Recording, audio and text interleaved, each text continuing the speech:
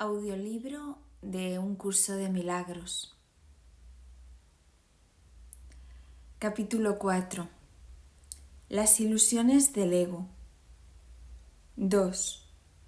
El ego y la falsa autonomía.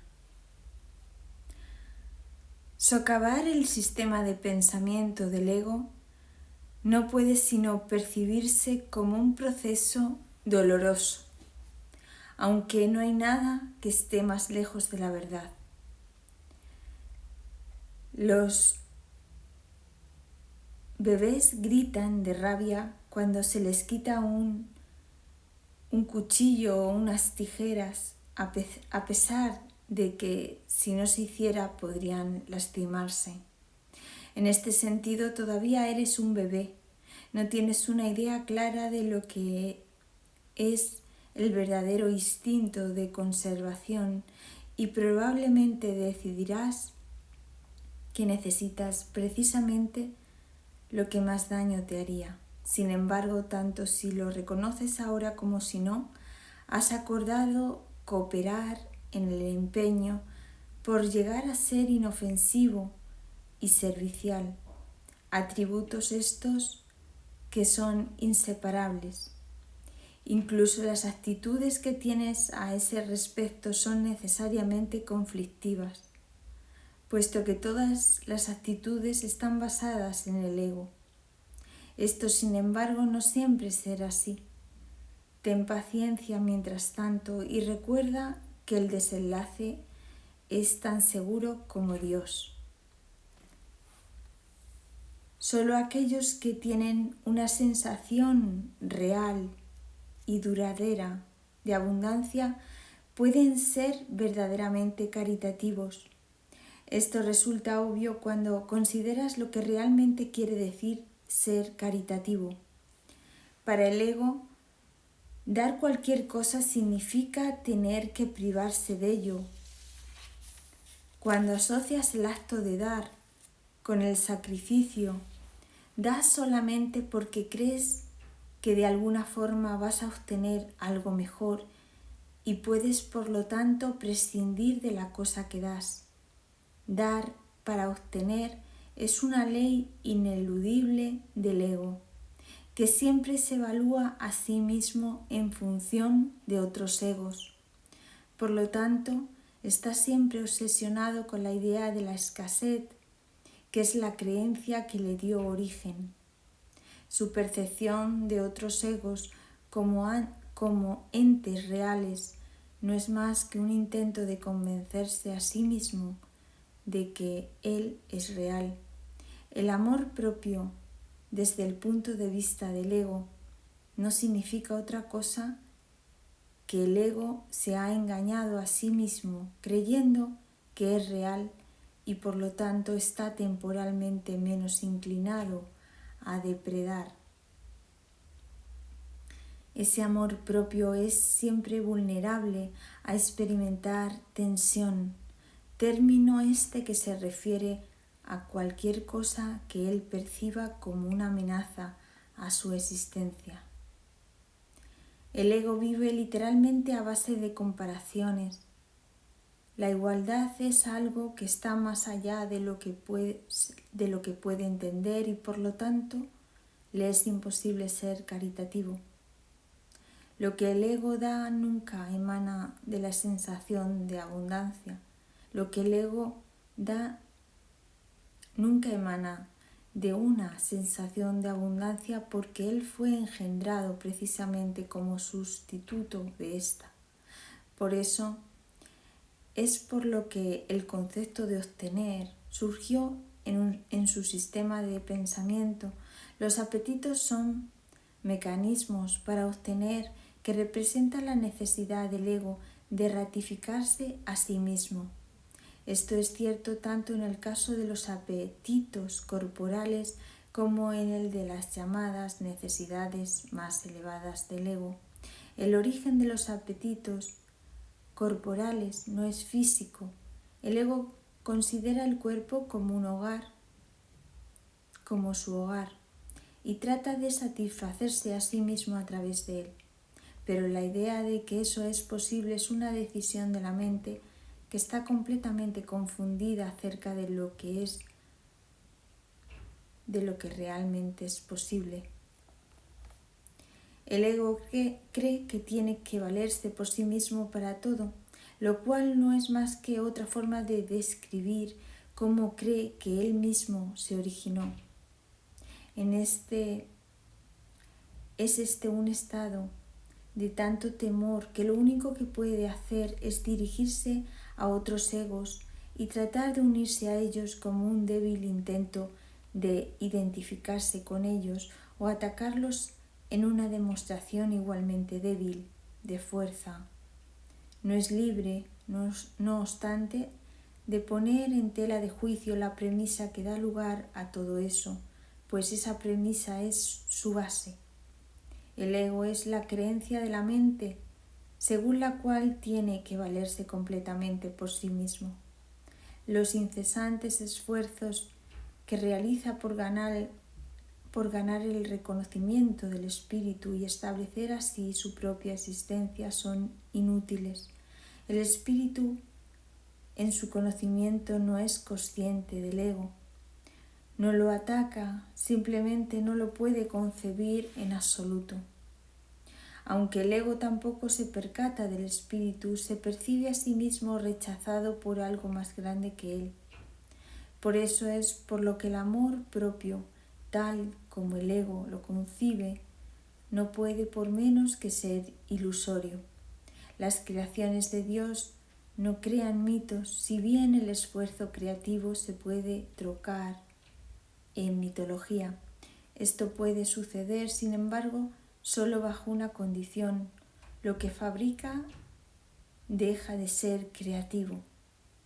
Los mitos pertenecen exclusivamente al ámbito de la percepción y las formas que adoptan son tan ambiguas y de una naturaleza tan marcada por la dicotomía entre el bien y el mal que ni siquiera el más benévolo de ellos está exento de connotaciones aterradoras.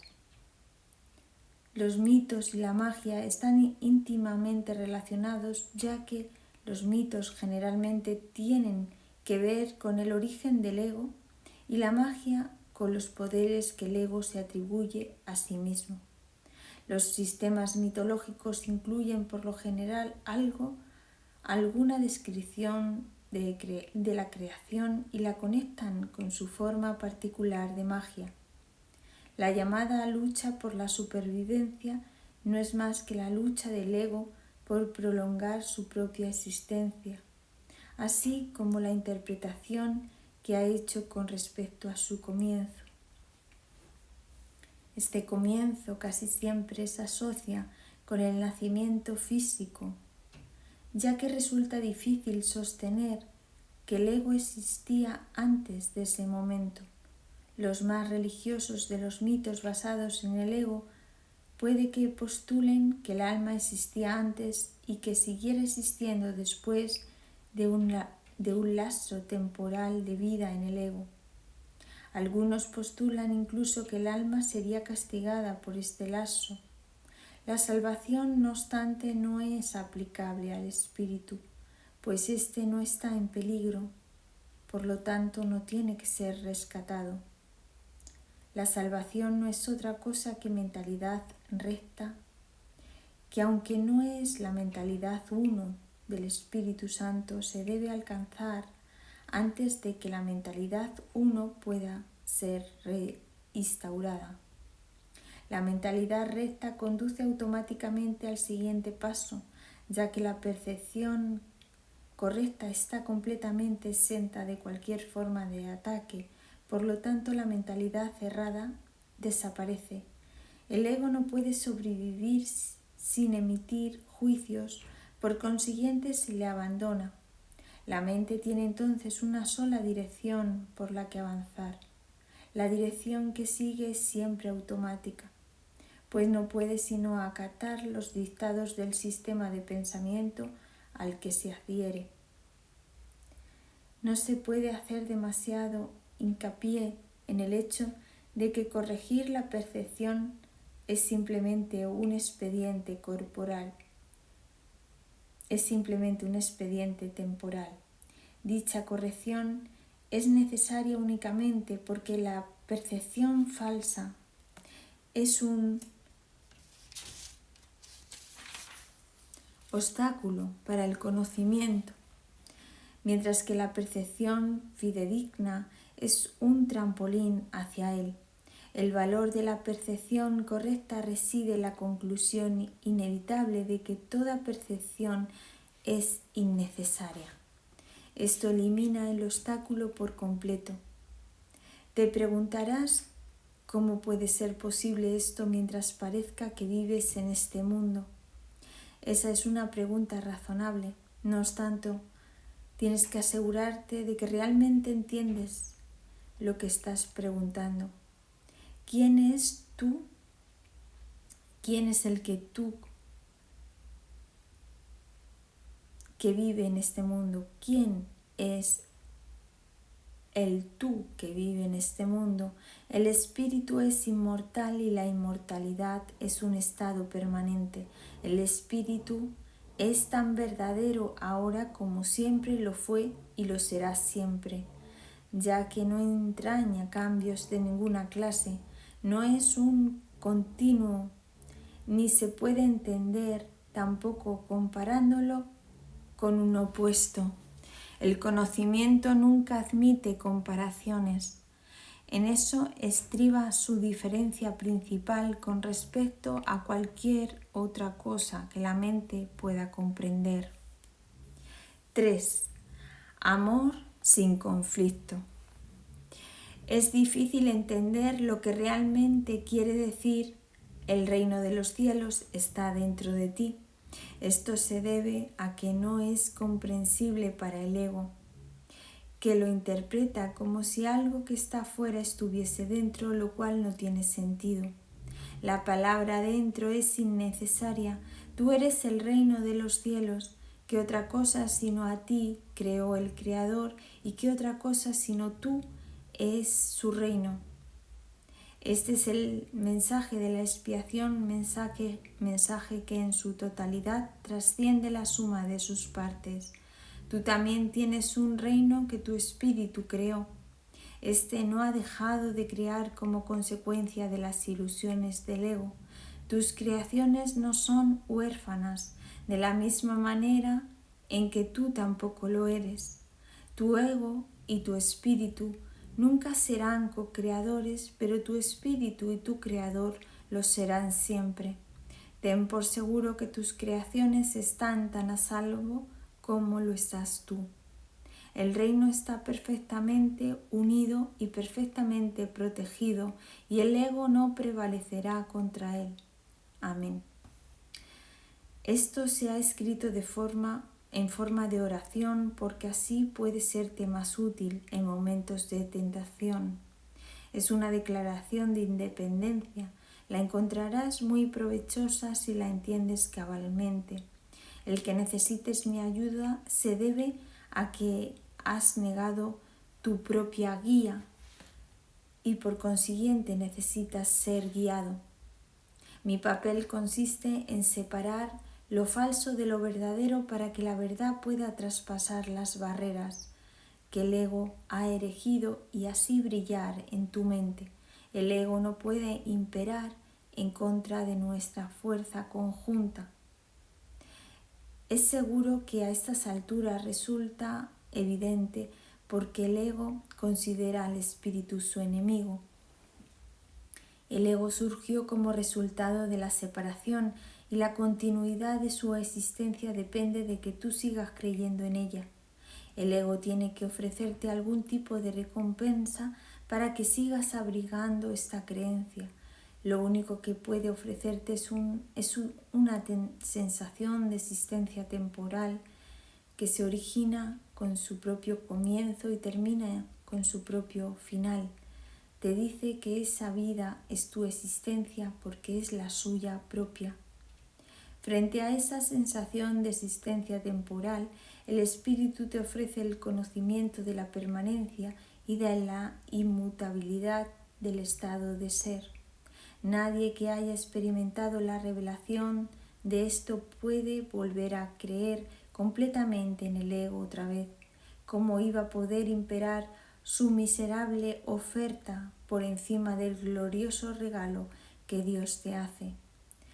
Tú que te identificas con el ego no puedes creer que Dios te ame. No amas lo que hiciste y lo que hiciste no te ama a ti. El ego que fue engendrado como resultado de tu negación del Padre no le guarda lealtad a su Hacedor. No puedes ni imaginarte la relación real que existe entre Dios y sus creaciones debido al odio que le tienes al ser que fabricaste. Proyectas sobre el ego tu decisión de estar separado y esto entra en conflicto con el amor que por ser su hacedor sientes por él. No hay amor en este mundo que esté exento de esa ambivalencia. Y puesto que ningún ego ha experimentado amor sin ambivalencia, el amor es un concepto que está más allá de su entendimiento. El amor aflora de inmediato en cualquier mente que de verdad lo desee, pero tiene que desearlo de verdad. Esto quiere decir desearlo sin ninguna ambivalencia, y esta forma de desear está completamente desprovista de la compulsión de obtener del ego. Existe una clase de experiencia tan diferente de todo lo que el ego puede ofrecerte que nunca más querrás volver a encubrirla u ocultarla. Es necesario repetir que tu creencia en la oscuridad y en la ocultación es la razón de que la luz no pueda pasar. La Biblia hace referencia frecuentemente a los inconmensurables dones que te aguardan, pero que tienes que pedir. Esta no es una condición como las que el ego establece, sino que es la gloriosa condición de lo que tú eres.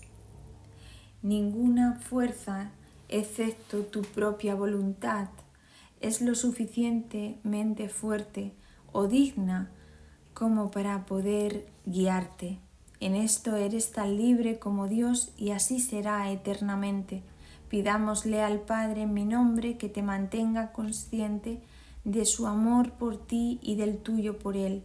Él nunca ha dejado de responder a este ruego, pues lo único que te pide es lo que su voluntad ya ha dispuesto. Quienes piden sinceramente siempre reciben respuesta.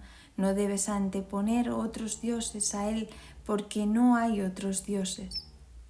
Nunca se te ha ocurrido realmente renunciar a todas las ideas que hayas tenido que se oponen al conocimiento. Conservas miles de retazos de temor que le impiden la entrada al Santísimo. La luz no puede filtrarse a través de los muros que levantas para obstruir su peso y nunca estará dispuesta a destruir lo que tú has hecho. Nadie puede ver a través de un muro, pero yo puedo trasponerlo. Mantente alerta contra los retazos de miedo que aún conservas en tu mente, o de lo contrario no podrás pedirme que lo trasponga. Solo puedo ayudarte tal como nuestro Padre nos creó. Te amaré, te honraré y respetaré absolutamente lo que has hecho, pero no lo apoyaré a menos que sea verdad. Nunca te abandonaré tal como Dios tampoco te abandonará, pero tengo que esperar mientras tú continúes eligiendo abandonarte a ti mismo. Debido a que espero con amor y no con impaciencia, es indudable que me pedirás con sinceridad que lo trasponga. Vendré en respuesta a toda llamada inequívoca. Examina detenidamente qué es lo que estás realmente pidiendo. Sé muy honesto contigo mismo al respecto, pues no debemos ocultarnos nada el uno al otro. Si realmente tratas de hacer esto, habrás dado el primer paso en el proceso de preparar a tu mente a fin de que el Santísimo pueda entrar en ella. Nos preparamos para ello juntos, pues una vez que Él haya llegado, estarás listo para ayudarme a preparar otras mentes para que estén listas para Él. ¿Hasta cuándo vas a seguir negándole su reino? En tu propia mente, aunque negada por el ego, se encuentra la declaración que te hará libre. Dios te ha dado todo. Este simple hecho significa que el ego no existe y esto te atemoriza mortalmente. En el lenguaje del ego, tener y ser significan dos cosas distintas, si bien para el Espíritu Santo son exactamente lo mismo. El Espíritu Santo sabe que lo tienes todo y que lo eres todo. Cualquier distinción al respecto es significativa solamente cuando la idea de obtener, que implica carencia, ha sido previamente aceptada. Por eso es por lo que no hacemos ninguna distinción entre el tener el reino de Dios y ser el reino de Dios. Al sereno ser del reino de Dios, del que eres perfectamente consciente cuando estás en tu sano juicio, se le expulsa sin miramientos de aquella parte de la mente que el ego rige. El ego está desesperado porque se enfrenta a un contrincante literalmente invencible, tanto si estás dormido como si estás despierto. Observa cuánta vigilancia has estado dispuesto a ejercer para proteger a tu ego y cuán poca para proteger a tu mente recta. ¿Quién sino un loco se empeñaría en creer lo que no es cierto y en defender después esa creencia a expensas de la verdad? 4.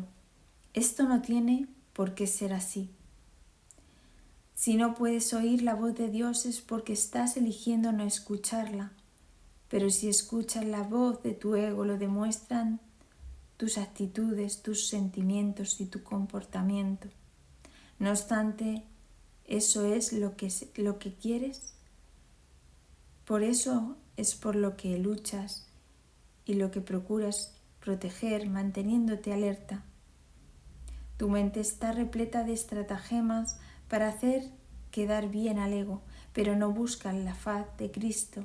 El espejo en el que el ego trata de ver su rostro es ciertamente tenebroso. ¿De qué otra manera sino con espejos podría seguir manteniendo la falsedad de su existencia? Con todo, donde buscas para encontrarte a ti mismo depende de ti. He dicho que no puedes cambiar la mentalidad. He dicho que no puedes cambiar de mentalidad modificando tu conducta, mas he dicho también y en muchas ocasiones que puedes cambiar de mentalidad. Cuando tu estado de ánimo te diga que has elegido equivocadamente, y esto es así siempre, que no te sientas contento, reconoce entonces que eso no tiene por qué ser así. En cada caso, has pensado mal acerca de algún hermano que Dios creó y estás percibiendo imágenes que tu ego forja en un espejo tenebroso. Examina honestamente qué es lo que has pensado que Dios no habría pensado y qué no has pensado que Dios habría querido que pensases. Examina honestamente tanto lo que has hecho como lo que has dejado sin hacer y cambia entonces de mentalidad para que así puedas pensar con la mente de Dios. Esto puede parecer difícil, pero es mucho más fácil que intentar pensar al revés de cómo piensa Él. Tu mente y la de Dios son una. Negar esto y pensar de otra manera ha conservado a tu ego intacto, pero ha dividido literalmente a tu mente. Como hermano que te ama, la mente es de suma importancia para mí y te exhorto a seguir mi ejemplo cuando te contemples a ti mismo o cuando contemples a tu hermano, y a que veas en ambos las gloriosas creaciones de un Padre glorioso. Cuando te sientas triste, reconoce que eso no tiene por qué ser así. Las depresiones proceden de la sensación de que careces de algo, que deseas y no tienes. Recuerda que no careces de nada excepto si tú mismo así lo has decidido, y toma entonces otra decisión. Cuando sientas ansiedad, date cuenta de que la ansiedad procede de los caprichos del ego y luego reconoce que eso no tiene por qué ser así.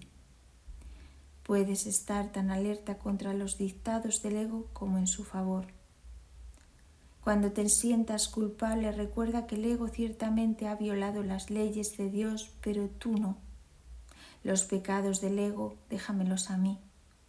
Ese es el propósito de la expiación, pero hasta que no cambies de parecer con respecto a aquellos a quienes tu ego ha herido, la expiación no podrá liberarte. Si te sigues sintiendo culpable es porque tu ego sigue al mando, ya que solo el ego puede experimentar culpa. Eso no tiene por qué ser así.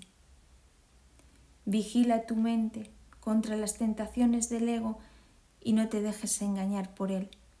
No tiene nada que ofrecerte. Cuando hayas abandonado ese desánimo voluntario, verás cómo tu mente puede concentrarse, trascender toda fatiga y sanar. No obstante, no te mantienes lo suficientemente alerta contra las exigencias del ego como para poder liberarte de ellas. Eso no tiene por qué ser así. El hábito de colaborar con Dios y sus creaciones se adquiere fácilmente si te niegas diligentemente a dejar que tu mente divague. No se trata de un problema de falta de concentración, sino de la creencia de que nadie, incluido tú, es digno de un esfuerzo continuo. Ponte de mi parte sistemáticamente contra este engaño y no permitas que esa desafortunada creencia te retrase. Los descorazonados no pueden ayudarse a sí mismos ni me pueden ayudar a mí. Sin embargo, solo el ego puede sentirse descorazonado.